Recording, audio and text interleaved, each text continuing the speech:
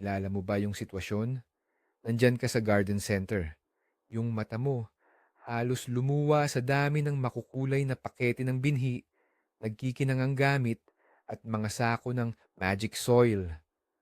Tuwang-tuwa yung inner hoarder mo, kaya bibili ka na lang ng lahat ng sa tingin mo ay kailangan. Tapos, pag uwi mo, saka mo lang marirealize na mali pala ang suportang nabili mo para sa pipino. Nakalimutan mo ang pataba para sa kamatis at sa totoo lang, may 3 ka pang pakete ng radish seeds noong nakaraang taon. Paano kung sabihin ko sa'yo na 70%, 90% ng mga future failure mo sa paghahalaman dito pa lang sa paraiso ng hardinero nagsisimula? At ang pinakamalaking pagkakamali ay hindi kung ano ang binili mo, kundi paano mo ito binili.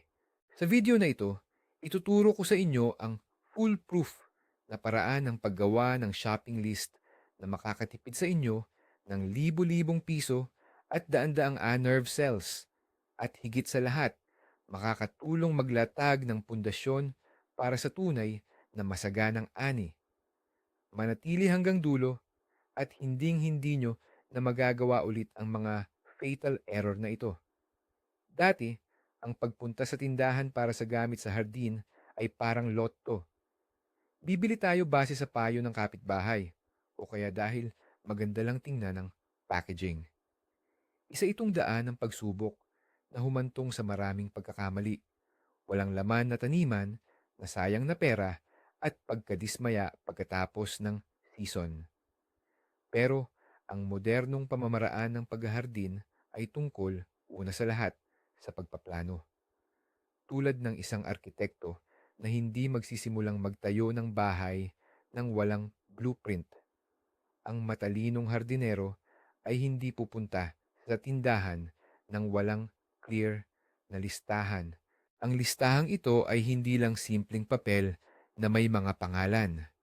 Ito ang huling yugto ng isang malaking paghahanda na kinabibilangan ng pagsusuri sa iyong mga gusto, sa kapasidad ng iyong lupa, at pag-check ng mga resources na meron ka na. Ang paglipat mula sa magulong pamimili patungo sa sistematikong pagpaplano ang pinakamahalagang hakbang mula sa simpleng paghuhukay lang sa lupa tungo sa masinop at produktibong paghahardin na nagdadala hindi lang ng ani, kundi pati na rin ng kasiyahan. Sige, umpisa na tayo sa pinakamalaking pagkakamali na madalas nating iniisip. Marami ang nag-iisip na ang paghahanda sa pagtatanim ay nagsisimula sa pagpunta sa hardware o sa gardening store. Hindi, at paulit-ulit kong sasabihin, hindi. Ang pag-show shopping mo ay ang pagtatapos, hindi ang panimula. Ang tunay na pagsisimula ay nasa lamesa mo, nakalatag sa anyo ng planting plan. Ito ang iyong roadmap, ang pinakamahalaga mong estratehiya para sa buong season. Kung wala ito, para ka lang isang bulag na kuting sa napakalaking mundo ng paghahardin. Ano ba talaga ang balak mong itanim? Saan mo eksaktong ilalagay ang kamatis? At saan naman ang carrots?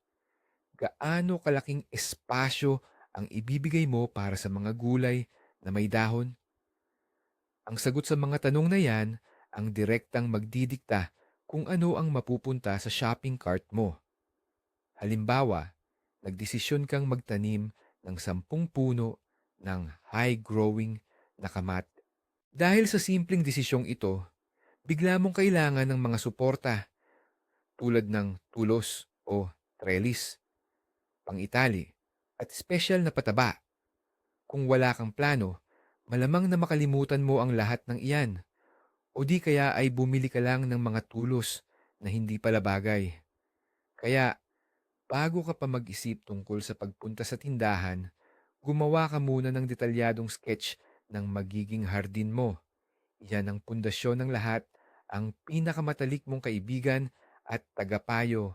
Kapag kumpleto na ang plano mo sa pagtatanim, sisimulan na natin ang mas masayang bahagi, ang paghihiwa-hiwalay nito sa detalye.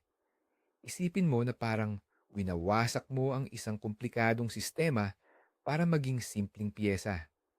Ang plano mo sa taniman ay siya mismo ang sistemang iyon. Ngayon, kailangan natin itong gawing malinaw na mga kategorya para sa ating shopping list. Kumuha ka ng malinis na papel or buksan mo ang Notes app sa telepono mo at gumawa ng ilang seksyon. Ang una at pinakamalinaw ay ang mga buto at punla seedlings.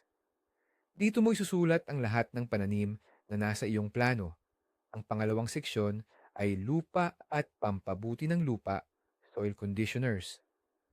Pag-isipan mo kung kailangan mo ba ng biniling lupa para sa pagpapalaki ng punla, compost o humus para sa paghahanda ng kama, buhangin o vermiculite para mapaganda ang istruktura ng lupa. Ang pangatlo ay pataba, fertilizers. Ang pang-apat ay mga pangprotekta sa halaman. Ang panlima ay mga kagamitan at gamit na nauubos, consumables. Ang paghihiwa-hiwalay na ito ay magdudulot agad ng kaayusan sa isip mo. Hindi ka na mapapabalik-balik ang isip mula sa buto papunta sa pala at mula sa pala papunta sa pataba. Sunod-sunod mong inaayos ang bawat kategorya, tinitiyak na walang mahalagang makakaligtaan. Parang nag-iimpake ka ng maleta para sa bakasyon gamit ang checklist. Medyo nakakabagot, pero talagang epektibo.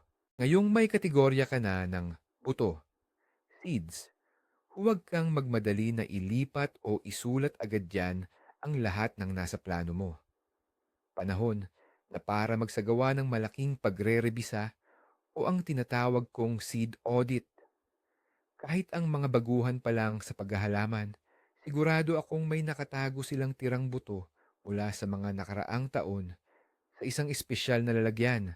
Ang trabaho mo ngayon ay kumpletuhin ang inventaryo nila, ilabas lahat ng pakete. Tingnan mo ng maigi ang expiration date, petsa ng bisa. Kung lumipas man ito ng 1 o 2 taon, hindi pa yan agad-agad na ibig sabihin ay wala na silang silbi. Pero may rason na para pag-isipan mo. Ang buto ng kalabasa o upo, halimbawa, ay matagal masira. Pero ang buto ng parsnip o celery ay mabilis mawalan ng bisa o hindi na tumutubo. Pagbukod-bukurin ang mga buto sa 3 grupo, siguradong maganda, questionable, duda, duda, at itapon na. Para sa mga duda-dudang buto, maaari kang magsagawa ng germination test, pagsusuri ng pagtubo. Maglagay ng 10 buto sa basang tissue, ilagay sa loob ng plastic bag, at itabi sa isang mainit na lugar. Pagkatapos ng ilang araw, makikita mo kung ilang porsyento ng mga buto ang tumubo. Matapos mo lang gawin ang rebisyong ito, mo malalaman kung anong mga buto talaga ang kailangan mong bilhin at kung alin ang mayroon ka na at sapat na ang dami. Matapos nating tingnan ang mga buto, lumipat na tayo mula sa mainit na kwarto patungo sa mas malamig at marahil ay maalikabok na lugar, ang iyong bodega, garahe o imbakan kung saan nakatago ang iyong mga gamit sa paghahalaman. Ito ay isa ring napakahalagang bahagi ng paghahanda. Huwag lang tayong umasa na kumpleto ang lahat. Kailangan itong personal na i-check. Simulan natin sa mga malalaking gamit. Pala, biko at kalaykay. Tingnan natin ang kondisyon ng bawat isa. Hindi ba nabali ang hawakan ng pala matapos ang matinding paghuhukay noong nakaraang taon? Hindi ba tumabingi o napilipit ang ngipin ng biko? Baka may kailangan ng kaunting ayos, hasa o tuluyang palitan. Pagkatapos, dumako tayo sa mga maliliit na kagamitan, pruner, trowel at panghukay. Kailangang linisin at hasain ang pruner o shears.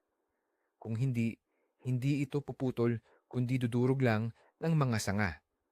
Siguraduhin ding walang basag o butas ang mga pandilig at timba. I-inspeksyon din ang mga hose at mga nozzle na gamit sa pagdilig. Karaniwang nangyayari na sa taglamig, bumibitak ang plastic o nawawala ang mga rubber seal. Isulat sa iyong listahan ang lahat ng kailangang palitan o kumpunihin. Mas mabuting makita mong sira ang pala ngayon kaysa sa kalagitnaan ng paghuhukay ng taniman, lalo na kapag sarado na ang mga tindahan. Ang susunod na mahalagang punto na kailangan nating repasuhin ay ang lupa. Siyempre, hindi mo masusuri ang bawat sulok ng iyong hardin, pero maaari mo at dapat mo suriin ang paangkalahatang kondisyon ng lupa at ang mga materyales na mayroon ka para mapaganda ito. Alalahanin mo kung paano umasta ang mga halaman mo noong nakaraang taon. Baka masyadong siksik at malagkit, clay, ang lupa, o baka naman sobrang buhaghag, sandy, at hindi humahawak ng tubig. Batay dito at sa plano mo sa pagtatanim, pag-isipan mo kung ano ang kailangan mong idagdag para makagawa ng perpektong taniman. Halimbawa, ang mga root crops tulad ng carrots ay nangangailangan ng buhaghag na lupa.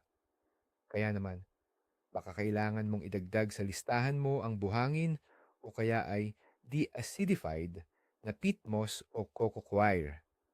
Ang repolyo at pipino naman ay gustong-gusto ang organics.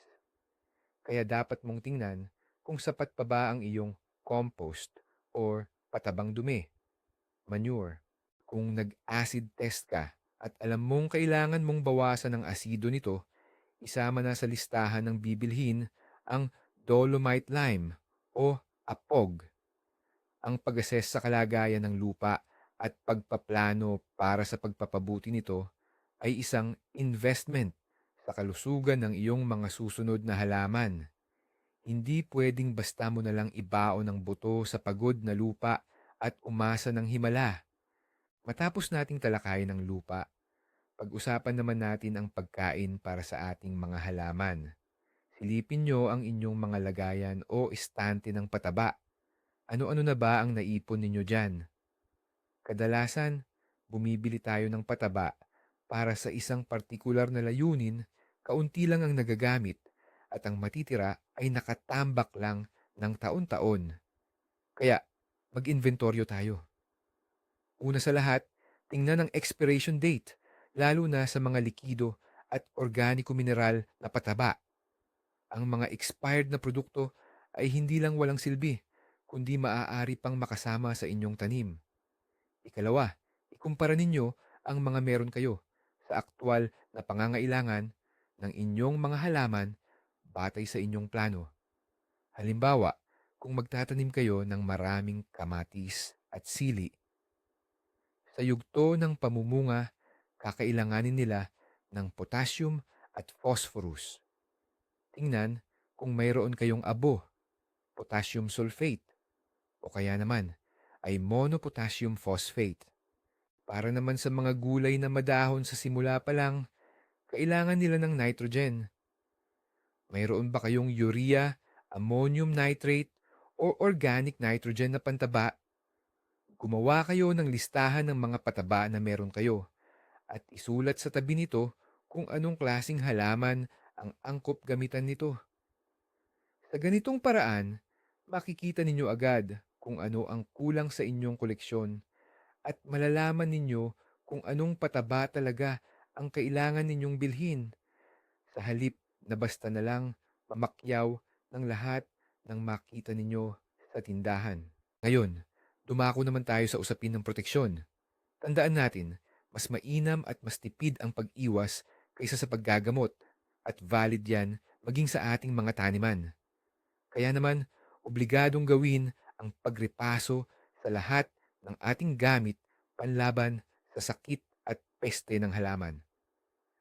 Buksan nyo na ang inyong garden first aid kit o yung lalagyan ng inyong mga pantulong. Ano ang makikita ninyo? Malamang, iilan lang na sachet at bote na may mga kakaiba o hindi maintindihang pangalan. Ang una nating gagawin, walang awa nating itatapon ang lahat ng produkto o gamot na expired na. Nawawala na kasi ang bisa ng mga iyan. Pangalawa, alisin na natin ang mga super toxic o mabibigat na chemical na matagal na nating gustong palitan ng mas safe o mas banayad na alternatibo. Pangatlo, tingnan natin kung tugma ba ang natitirang mga gamot sa ating plano ng pagtatanim.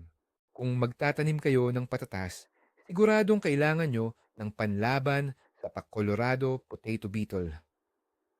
Kung marami naman ang plano ninyong itanim na repolyo, maghanda kayo sa paglaban sa mga uod at aphids. Para sa kamatis at pipino, napaka-importante ang pag-iwas sa sakit na dulot ng fungus tulad ng blight at powdery mildew.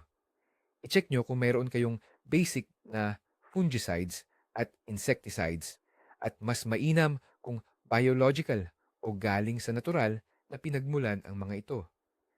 Isulat ninyo sa inyong listahan kung ano pa ang kulang para sa proteksyon ng inyong mga partikular na pananim. May isang karaniwang pagkakamali ang maraming naghahalaman, lalo na yung mga baguhan. Sila ay masigasig na nagtatanim ng seedlings ng matatangkad na kamatis, pipino, sitaw o gisantes. Pero kapag nagsimula na itong lumaki ng mabilis, nagpapanik sila dahil wala silang panali o pansuporta. Ang kasunod nito ay ang biglaang paghahanap ng kung anu-anong patpat, tali o iba pang improvised na gamit. Para hindi ka maubusan at maiwasan ng chaos na ito, isama na sa listahan mo ang support system habang nagpaplano pa lang ng pagtatanim. Suriin mo ang plano mo sa pagtatanim. Aling mga halaman ang siguradong mangangailangan ng suporta? Ang kamatis ay nangangailangan ng matibay na tulos o trellis. Sa pipino naman, kailangan mo ng lambat, netting, or patayong suporta. Para sa gisantes at sa mga akyatin na sitaw, pwede ang espesyal na structures o simpleng mga nakatali lang na lubid. I-check mo muna kung anong meron ka na. Sapat pa ba ang mga tulos mo noong nakaraang taon? Nasa maayos pa ba silang kondisyon? May sapat ka bang materyales na pantali tulad ng twine, mga espesyal na clip or malambot na alambre? Isulat mo sa listahan ang lahat ng kailangan mong bilhin, kasama ang eksaktong dami. Halimbawa, tulos para sa kamatis, 10 piraso, 2 metro ang taas, o lambat para sa pipino, 5 metro. Kung plano mong magtanim ng sarili mong mga punla at hindi nabibili ng ready-made, kailangan mo ng hiwalay na mini shopping list para sa nursery or baby stage ng iyong mga halaman. Huwag kalimutang mag-imbentaryo. Magsimula sa mga lalagyan. Bilangin ang lahat ng paso, tray at pit tablets na natira mo pa noong nakaraang taon. Hugasan at disimpektahin ang mga ito ng maigi. Halimbawa, gamit ang solusyon ng half bleach para maiwasan ang pagkalat ng sakit sa mga bata pang tanim. Tingnan kung sapat pa ba ang dami ng mga lalagyan na ito para sa lahat ng punla na plano mong itanim. Sunod naman, ang lupa. Mayroon ka bang espesyal na potting mix para sa punla? Dapat ito ay magaan, buwaghag at punong-puno ng nutrisyon. Iwasang gumamit ng simpleng lupa mula sa hardin dahil masyado itong siksik at posibleng may daladalang sakit. Kung kulang o wala kang potting mix, isama na agad ito sa listahan ng bibilhin. At huwag kalimutan ng maliliit na gamit tulad ng mini greenhouse or plastic wrap para makagawa ng tamang microclimate, isang spray bottle or mister para sa maingat na pagdidilig at mga marker o tag para lagyan ng pangalan kung ano at saan nakatanim.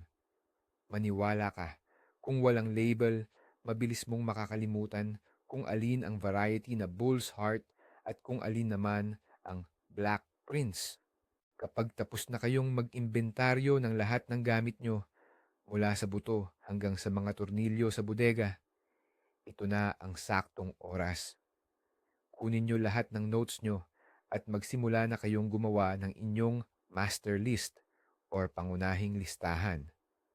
Hindi pa ito yung final version para mamili, kundi isa pa lang itong draft or borador kung saan ilalagay nyo ang lahat ng sa tingin ninyo ay kakailanganin.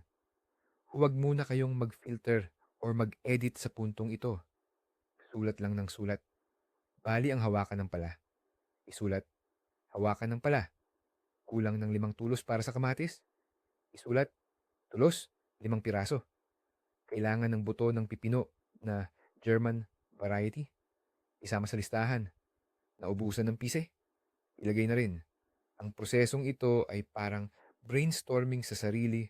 Ilipat nyo sa isang dokumento lahat ng points mula sa mga nauna ninyong notes, nakakategorya, buto, abono, gamit, pananggalang, suporta, at lahat ng kailangan para sa pagpapalaki ng seedlings.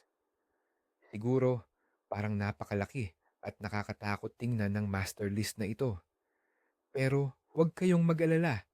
Ang layunin nito ay makolekta lahat ng kailangan nyo sa iisang lugar. Ang susunod na mga hakbang ay nakatuon na sa pag-o-optimize at pag-aayos nito para maging presentable. Ngayon, tutok tayo sa bahaging buto ng ating master list. Dito, madaling-madaling matempt o magpatangay sa katakawan. Talagang nakakaakit ang mga makukulay na pakete at ang mga pangako sa likod nito ay parang sobrang tamis para paniwalaan. Pero, ang misyon natin ay bumili ng matalino. Una, alamin ang tamang dami. Huwag kang bibili ng buto na sobrang dami para lang sa baka kailanganin. Kung 10 puno lang ng kamatis ang kailangan mo, hindi mo na kakailanganin ang isang pakete na may 200 buto.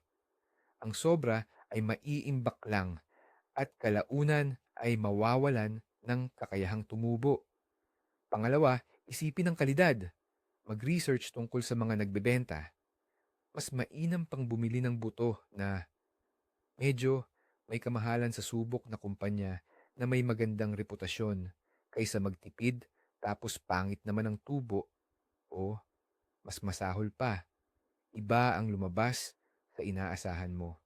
Pangatlo, pagdesisyunan mo kung ano ang mas importante sa'yo, ang hybrid ba o ang traditional variety. Ang mga hybrid na may label na F1 ay kadalasang mas marami ang ani at mas matibay sa sakit. Pero hindi mo pwedeng kunin ang buto nila para itanim ulit.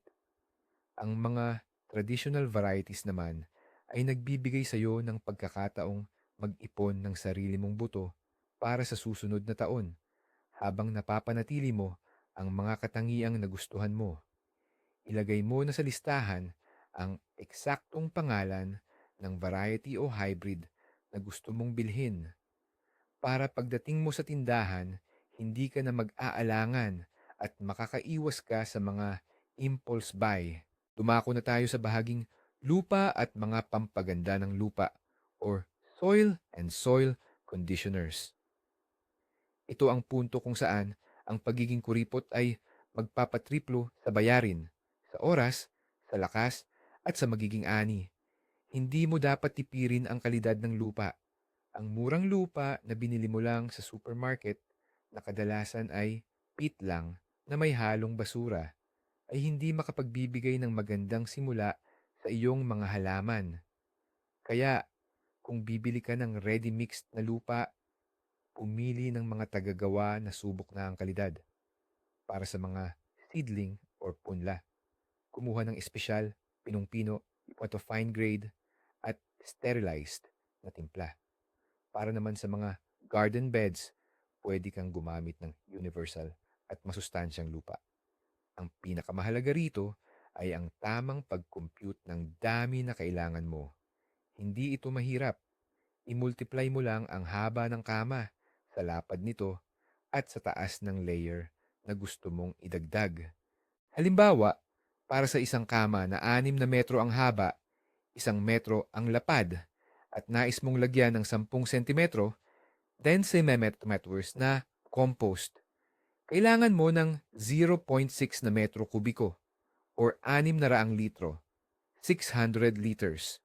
Kung alam mo ang eksaktong dami, hindi ka bibili ng sobra. At syempre, hindi ka rin mapupunta sa sitwasyon na kulang pa pala ng isang sako ang kailangan mo. Ngayon, alamin natin kung ano ang ibig sabihin ng mga misteryosong letra na nakikita natin sa pakete ng abono. Kadalasang NPK ang makikita ninyo. Ito ang tatlong pangunahing sustansya o macronutrients na napakahalaga para mabuhay ang mga halaman. N para sa nitrogen, azote. Ito ang nagpapalaki ng berdeng bahagi ng halaman, ang mga tangkay at dahon. Lalo itong kailangan ng lahat ng halaman sa simula pa lang ng paglaki at pati na rin ng mga gulay na dahon tulad ng lettuce, dill, or spinach sa buong season. P para sa phosphorus, phosphoro. Ito naman ang responsable sa pagpapalago ng ugat, pagpapabukadkad at pagbuo ng bunga. Mahalaga ang phosphorus sa lahat ng yugto, pero mas kailangan ito kapag nagtatanim ng seedlings, punla, at kapag namumulaklak. Para sa potassium, potasyo, tumutulong ito sa halaman na sumipsip ng sustansya, nagpapalakas ng depensa, immunity, laban sa tagtuyot at sakit, at siya ring responsable sa lasa at tagal ng pagka-fresh ng mga ani. Lalo itong importante sa bandang huli ng tag-init sa panahon ng pamumunga o pagpapahinog. Kung naiintindihan ninyo ang mga basic na ito, mas magiging maingat at tama ang pagpili ninyo ng abono. Halimbawa, para sa paghahanda ng taniman, sa tagsibol, kailangan ninyo ng complex fertilizer na may mas maraming nitrogen, N. Pero kung maglalagay kayo ng pataba sa kamatis habang namumunga, dapat mas mataas ang phosphorus, P, at potassium, K, nito. Pag-usapan naman natin ang tungkol sa mga kagamitan. Dito, ang pilosopiya na dapat mong sundin ay bumili ka ng isang beses pero pang matagalan na. Siyempre, malaki ang tukso na bumili ng mumurahing plastik na pandilig o pala na halos 300 piso lang. Pero sa karanasan, yung pagtitipid na yan, mas mapapamahal ka pa. Ang murang pala, pagtama pa lang sa ugat ng damo, baluktot na agad. Yung plastic na pandilig, nabibiyak na sa init ng araw pagkatapos ng isang buwan. At yung murang gunting na pang-pruning, mapupurol agad ang talim pagkatapos mong putulin ang ilang sangalang. Kaya, sa huli, taon-taon kang bibili ng bagong gamit at mas malaki pa ang magagastos mo kaysa sa isa or dalawang dekalidad na tool lang. Kaya kung kaya ng budget mo, mamuhunan ka sa mga matitibay at maaasahang kagamitan. Pumili ka ng pala na gawa sa heavy-duty na bakal, sekator mula sa kilalang brand, metal na pandilig, at matibay na hose. Ang mga kagamitang yan ay tatagal ng mahabang panahon, magiging komportable gamitin, at sa huli, makakatipid ka pa sa pera at hindi ka pa ma-stress. Kung bago ka pa lang nagtatanim, huwag mo munang bilhin lahat. Mag-umpisa ka muna sa mga pangunahing gamit. Isang pala, kalaykay, hand trowel, panghukay, secator, at isang pandilig. Sapat na ito para sa unang season mo. Kapag lumalapit tayo sa istante ng mga pang-protekta sa halaman, madali tayong malito at mapabili ng napakaraming matatapang na kemikal na akala natin ay solusyon sa lahat. Pero dapat tayong maging moderno at mas maingat sa kalikasan. Kaya, ipapakilala ko sa inyo ang konsepto ng Integrated Pest Management o sa madaling salita, IPM. Ang pangunahing prinsipyo nito, gamitin lamang ang chemical pesticides sa pinakahuling opsyon kapag talagang hindi nagumana ang ibang paraan. Ang kailangan nating unahin ay ang pag-iwas, prevention, at ang paggamit ng ligtas at biological na mga produkto. Sa halip na bombahin natin ang ating hardin ng lason na walang pinipili na pumapatay sa mga peste at pati na rin sa ating mga kaibigang insekto, isama ninyo sa inyong shopping list ang mga biofungicides humanap ng bioagents na may Bacillus subtilis o kaya naman ay trichoderma para sa pag-iwas sa sakit ng halaman. Pag-aralan din natin ang mga bioinsecticides na gawa sa bakterya o fungi dahil ang mga ito ay pumapatay lang ng specific na peste at hindi nananakit ng iba. Huwag din kalimutan ang mga tradisyonal na panlaban, ang green soap o sabong panlaba para sa aphids, tobacco dust, at mustard powder. Ang ganitong diskarte ay hindi lang mas ligtas para sa ating kalusugan at sa kapaligiran, kundi nakakatulong pa itong panatilihin ang mga kapakipakinabang na insekto tulad ng ladybugs at lacewings na siyang magiging matapat ninyong kaagapay sa pagpuksa ng mga peste. Balik tayo sa usapan tungkol sa mga suporta, trellis, or balag at iba pang kailangan nating ipatayo. Dito, ang dapat mong tandaan ay huwag padalos-dalos sa pagbili. Ang demotor natin dito ay sukatin mo muna ng 7 beses bago ka bumili ng isa. Bago mo pa isama sa listahan ng bibilhin ang net para sa pipino o kaya yung mga arko para sa greenhouse mo, kumuha ka muna ng metro, tape measure, at pumunta sa garden. Sukatin mong eksakto ang haba at lapad ng mga bed na paglalagyan mo ng mga istrukturang ito. Wala nang mas nakakainis pa kaysa bumili ka ng 5 metrong rolyo ng anet. Tapos malalaman mong 6 na metro pala ang haba ng bed mo.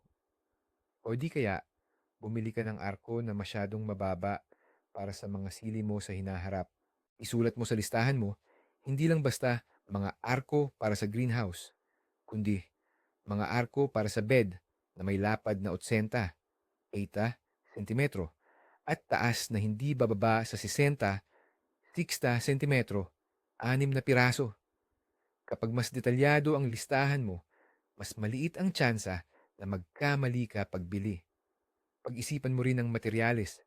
Ang mga kahoy na panukod, wooden stakes, ay eco-friendly, pero madali itong mabulok sa loob lang ng 2 taniman.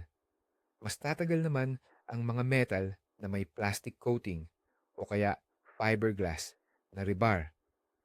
Pumili ka base sa budget mo at kung gaano katagal mo planong gamitin ang mga istrukturang ito. Ang sistema ng patubig ay parang ugat ng buhay ng inyong halamanan. Kaya dapat din itong bigyan ng pansin habang gumagawa kayo ng listahan. Simulan natin sa pagrepaso ng mga hose. Hayaan itong lumabas ng buo at suriin ng mabuti kung may mga lamat, tupi, or butas. Baka pwede pa namang ayusin ng luma gamit ang mga repair fitting, pero baka panahon na ring bumili ng bago. Kung bibili ng bago, huwag magtipid. Ang mga murang hose na iisang layer lang ay madaling pumulupot, mabasag, at isang taniman lang ang itatagal. Mas maganda kung kukuha kayo ng reinforced, may 3 o kaya naman ay 5 layer. Tingnan din ang lahat ng connector, coupling, at spraying gun. Kadalasan, hindi ang hose ang may problema, kundi ang mumurahing rubber gasket na dapat lang palitan. Isipin din ang pag-o-optimize ng patubig. Baka this year, mas magandang mag-invest na kayo sa drip irrigation system para sa greenhouse nyo o sa mga bed ng kamatis. Malaki ang matitipid ninyo dito sa oras at tubig. Isama sa listahan ang lahat ng kinakailangang fitting, drip tape, at filter. Sigurado, mabilis na babalik sa inyo ang investment na ito.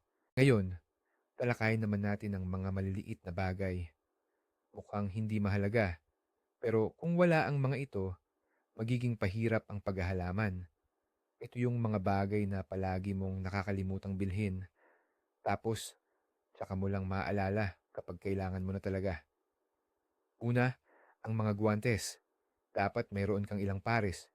Yung makapal para sa mabibigat na trabaho at yung manipis na may goma or rubberized para sa paglilipat ng punla at pagtatanggal ng damo. Isama mo na sa listahan. Kahit pa sa tingin mo ay pwede pa ang luma mong gamit. Pangalawa, mga etiketa para sa pagmamarka ng halaman, yung maliliit na plastic na tag, at yung permanent marker na hindi mabubura kahit umulan. Kung wala nito, malaki ang posibilidad na magkapalit-palit ang mga varieties mo. Pangatlo, ang mga panali or tiying material. Halimbawa, lubid, twine, malambot na alambre, soft wire, at mga clips. Kailanman, hindi sumasapat ang dami nito. Palagi itong nauubos. Pang-apat, ang maliliit ngunit mahalagang kagamitan tulad ng garden knife para sa grafting or pag-aani or yung maliliit na gunting para sa pagputol ng mga suckers. Isipin mo ang lahat ng hakbang sa paghahalaman at isulat mo ang lahat ng maliliit na bagay na ito. Hindi ito masyadong makakaapekto sa budget mo, pero tiyak na mapapagaan at magiging mas komportable ang iyong pagtatrabaho. Handa na at nakumpirma ang iyong master list. Napakalaki nito, pero sigurado kang walang kakulangan o kalabisan. Ngayon, ang huling hakbang bago ka tuluyang pumunta sa tindahan ay ang tamang pag-oorganisa. Hindi ka dapat pumunta sa malaking garden center nang dala ang listahan na magkakahalo ang mga item tulad ng buto pala, pataba, guwantes, buto ulit. Mapapagod ka lang sa pagtakbo mula sa isang dulo ng tindahan patungo sa kabila at malamang ay may makalimutan ka pa. Igrupo mo ang lahat ng item batay sa kani-kanilang seksyon sa tindahan. Gumawa ng mga subheading tulad ng seksyon ng buto, lupang taniman at pataba, kagamitan sa paghahardin, garden tools, mga gamit sa pagdilig, watering systems, at iba pang kakailanganin, consumables. Ngayon, ilipat ang bawat item mula sa iyong master list sa tamang kategorya nito. Ang ganitong nakaistrukturang listahan ay ginagawang isang kalmado at organisadong paglalakad ang shopping sa halip na maging isang magulong marapon. Pagpasok mo sa isang seksyon, bibilhin mo lahat ng nasa listahan para sa seksyon na yon, i-cross out at kalmadong lilipat sa susunod. Makakatipid ka rito ng oras, lakas, at maiwasan mo rin ang mga impulsive purchase dahil sinisigurado mong sinusunod mo lang ang iyong plano. Ayan na, ito na ang huling hirit. Nakahanda ka na, nasa kamay mo ang perpektong listahan at nasa isip mo ang malinaw na plano. Huwag magmadali, mag-final check muna. Silipin mo ulit ang buong listahan. May nakalimutan ka bang mahalaga? O baka naman nakalista ang pagbili ng mamahaling pangbungkal, pero hindi na pala kasya sa budget mo ngayong buwan? Ayusin ang listahan batay sa kung ano ang kaya ng bulsa mo. Markahan ang mga prioridad na talagang kailangang bilhin ngayon at ang mga pwede pang ipagpaliban. Ang huling pagrepaso na ito ang iyong panangga laban sa pangunahing panganib sa garden center. Ang sindromang, ang ganda naman yan. Kailangan ko yan agad. Kapag mayroon kang malinaw, tumpak, at matalinong plano, hindi ka natatablan ng mga marketing scheme. Kukuhanin mo lang ang mga kailangan mo at hindi ka maaabala sa mga palamuti. Ngayon, handa ka na talaga. Hindi ka lang simpleng mamimili, isa kang ganap na stratehista na alam kung ano ang kailangan para magtagumpay sa laban para sa masaganang ani. Maligayang pamimili. Okay, mag-summarize na tayo. Tandaan, sinamahan ko kayo mula sa pagkagulo ng isip hanggang sa perpektong structured na listahan ng bibilhin.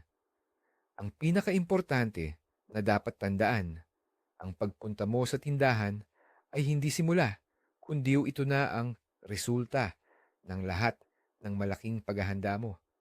Lahat nagsisimula sa planting plan. Pagkatapos, kailangan mong i-check lahat ng inventory mo, mga binhi, gamit, fertilizers, at mga suporta. Pagkatapos lang nito, sa kakagagawa ng rough draft years ng master list na pag-iibayuhin mo, aayusin at igrupo ayon sa kategorya. Parang ang hirap gawin at matagal.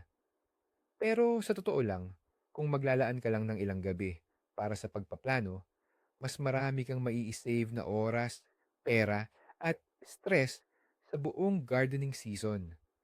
Hindi mo na mabibili ang mga hindi kailangan. Hindi mo na malilimutan ang mahalaga at magkakaroon ka ng matibay na pundasyon para sa malusog at masaganang hardin mo. Salamat sa panonood mo ng video na ito hanggang dulo. Sana naging helpful ito sa iyo. Kung nagustuhan mo, paki-like at mag-subscribe sa channel para hindi ka mahuli sa mga bagong episode. Ngayon, may tanong ako sa inyo. Ano ang madalas niyong makalimutang bilhin para sa inyong hardin o baka naman may sikreto kayong life hack sa paggawa ng listahan? Mag-share kayo sa comments para sama-sama tayong makabuo ng kumpletong database ng kaalaman.